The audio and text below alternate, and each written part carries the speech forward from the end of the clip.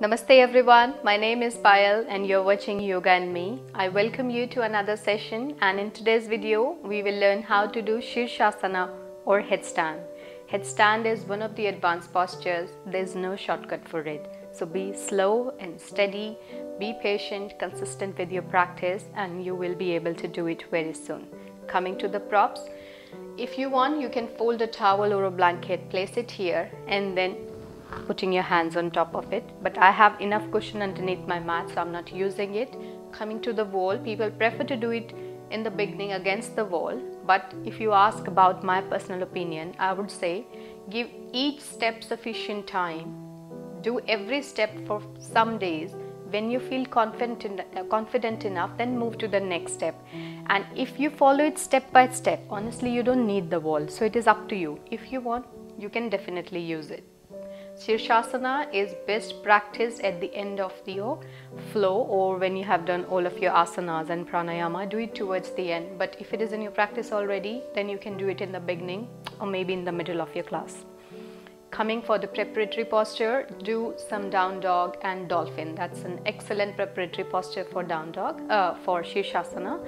So without wasting any further time, let's get started. But before starting, contraindications: people who cannot do headstand, people with arthritis of neck, shoulder, wrist, or any recent injuries of these parts, people with high blood pressure, heart conditions, arteriosclerosis, if you had any recent surgeries of eyes, nose, ears, or you have chronic kidney conditions, chronic constipation, please don't practice it. And females with menstruation or pregnancy, they shouldn't do any kind of inversion, otherwise everybody else can practice it. But as I mentioned, there's no shortcut for it, no hopping, please don't do it. Keep yourself safe every time, and that is the most priority. Step 1, sit in Vajrasana. When we go upside down, it looks like that all of the weight is coming into our head, but honestly that's not true. The weight is in our forearms. Only 30 to 40% weight should be in your head. The target points are 1 and 2. The more you press from these 2 points down into the mat, the better will be your lift. Coming to the top of the head, if you take a line roughly from the top of your ears coming to the head, there should be top of your head, but you may need to adjust it. So hold the opposite elbows in front of you. If you want, use a fold towel or blanket. Here I'm not using any. And make sure your elbows are not slipping out or going wider. Make an equilateral triangle, interlace the fingers, find your target points. If you are holding it like this and your target point is not touching or pressing down, honestly the weight will come into your head. Press down, place your head. This is your step 1. Initially, we prefer to stay here for few breaths. Step 2 is tuck your toes under, your knees off the mat, hips lifting up. This is your step 2. Again, give it some time, stay here for few breaths, maybe do it for few days before moving to step 3. Step 3 is nothing but we start to walk our feet in, lifting the hips up. Step 4, we start to bend our knees and maybe lifting, walking your feet in, one foot in, release the other. After some time you will be able to lift both of them. This is your step 4, knees bent, pointing down. Step 5 is your half headstand, where you point your knees up but they are still bent, feet towards your hips. This is called half headstand. If you can do this one, honestly you are ready to lift yourself up. Step 6.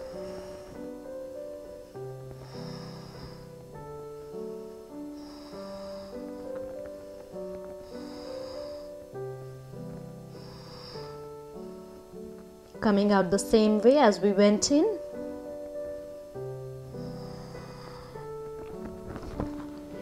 Immediately take your child's posture, Balasana. You might feel a little bit dizzy, and that's fine. Slowly lift up.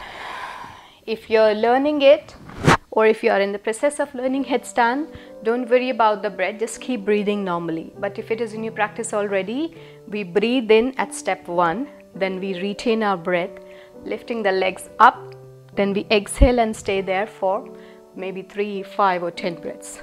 Then again we inhale, retain the breath, come down and exhale.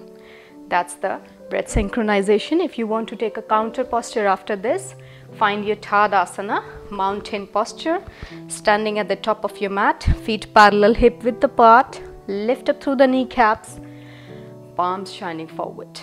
Breathe in, breathe out. And you are good to go. I hope you found this video helpful. Please write me down your comments, your feedback down in the comment section. I would love to read them. You're most welcome to write anything there, maybe request for more video. This one was a requested video. One of the subscribers asked me to do a video on headstand and I did it. I hope you found this helpful.